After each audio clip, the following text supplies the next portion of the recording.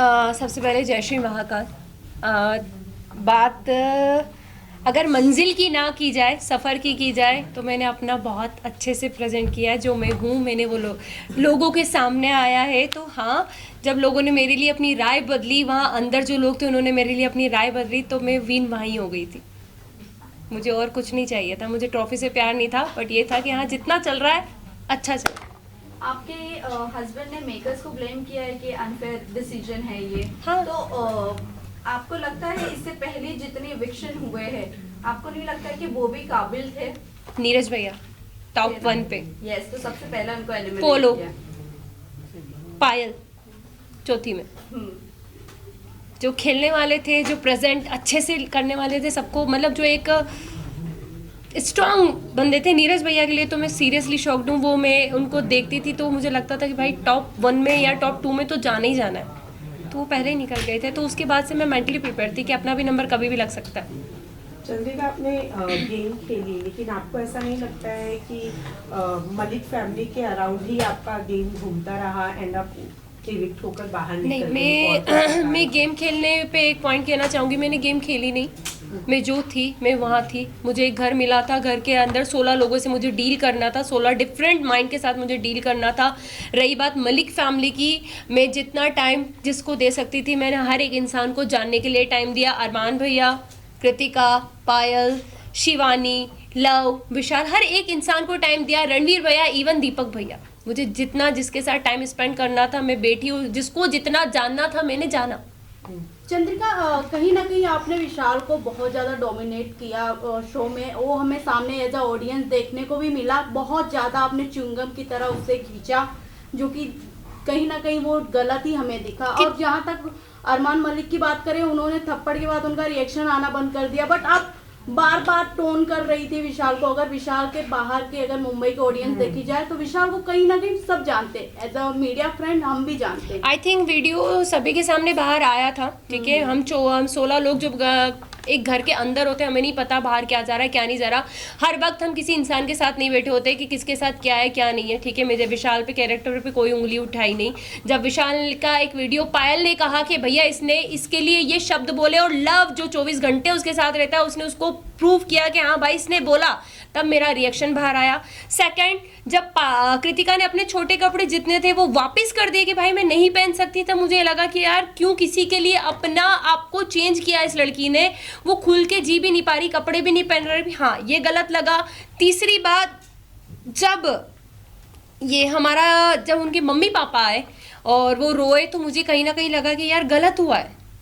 ऐसा फील हुआ कि यार शायद कुछ गलत डिसीजन तो नहीं था मेरे। इसके बारे में राय तो गलत नहीं थी, क्योंकि एक मैं भी मैरिड वुमन हूँ, कोई मुझ पे भी ऐसे उठाएगा, क्वेश्चन उठाएगा, तो मेरे पति को बुरा लगेगा। तो मुझे उस वक्त बुरा लगा, मैंने विशाल का साइड लेना बंद कर दिया। बट जब उसके मम्मी पापा ने बोला, सारी चीज़ें हुई, हाँ मुझे हर्ट हुआ। मैंने उससे हाथ जोड़ के माफ़ी भी मांगी। मैं किसी से वहाँ घमासान दुश्मनी मोल लेने नहीं जा रही थी। मैं किसी को, कैरेक्टर को कभी जज नहीं करती। मैं वो लड़की हूँ कि लोगों ने अभी तक मुझे जज करा है, तो मैं कभी किसी को जज नहीं करती।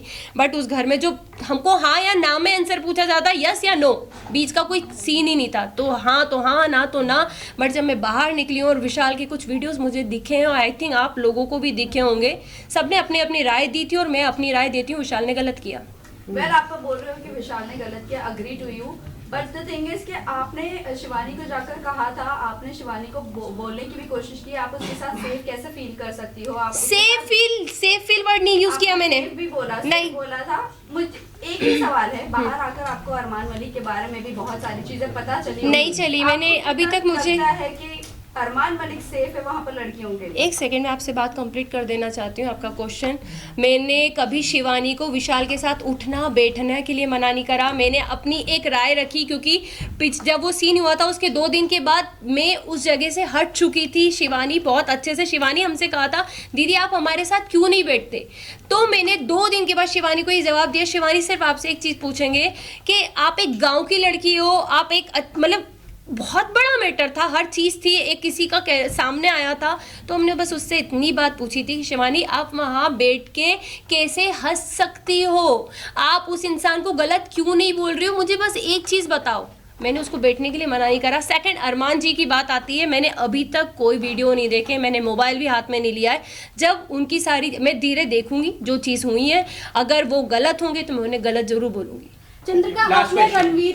रणवीर सर की बात करें तो उन्हें भी आपने बोला था कि विशाल और रणवीर जिस तरीके से लड़कियों को देखते हैं, छोटे कपड़े पहना, हम अनकंफर्टेबल हो जाते हैं। हमने एक क्लिप में सॉरी, देखा था। मैंने रणवीर का नाम यूज आज तक नहीं किया होगा। हमने देखा था, साई कीर्तन के inside- बारे में भी जब उन्होंने Yeah. आपको मसाज ऑफर की थी, आपने Right. उनके बारे में भी अब कुछ अलग इमेज बनाई थी अपने आप हर दिमाग जगह में। जा हाँ। जाके चंद्रिका अपने बारे एक में क्वेश्चन करेंगे आप मुझसे, दोनों के मिक्स हो गए नहीं, क्वेश्चन नहीं, शायद। दोनों question का यही है कहने कि का आपने मतलब अभी एक ही कहा है। कि मैं किसी के बारे में कुछ Judgment नहीं देती, judgment right, नहीं देती। right. फिर उसी के वर्डिक्ट जब मसाज वाली बात आई थी, शायद मेरा कंधे पे एक नस चढ़ी थी, एक टास्क मिला था गुड्डी वाला, उसमें मैं फिसल गई थी, गिर गई थी, तो मेरे कंधे पे नस आई थी। और शायद सना सुल्तान ने उस वक्त मेरे हाथ की मसाज करी थी। सारी चीज़ें, मैं बाहर घूम रही थी क्योंकि मैं दर्द बहुत ज़्यादा हो रहा था, मैं किसी को बता नहीं पा रही थी। तब साई ने मुझे कहा, चंद्रिका मैं तुम्हारे कंधे की मसाज कर देता हूँ।